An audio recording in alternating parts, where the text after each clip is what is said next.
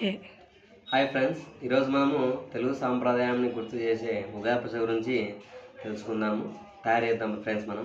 దీనికి కావలసిన పదార్థాలు: బెల్లము, మామిడికాయ ముక్కలు, వేప పువ్వు, కారము, చింతపండు, ఉప్పు.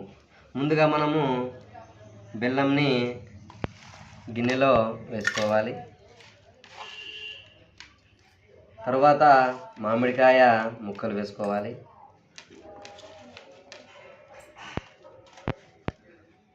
తర్వాత వేప పువ్వు, తర్వాత కారము, చింతపండు, ఉప్పు, తదుపరి నీళ్ళు వేసుకోవాలి.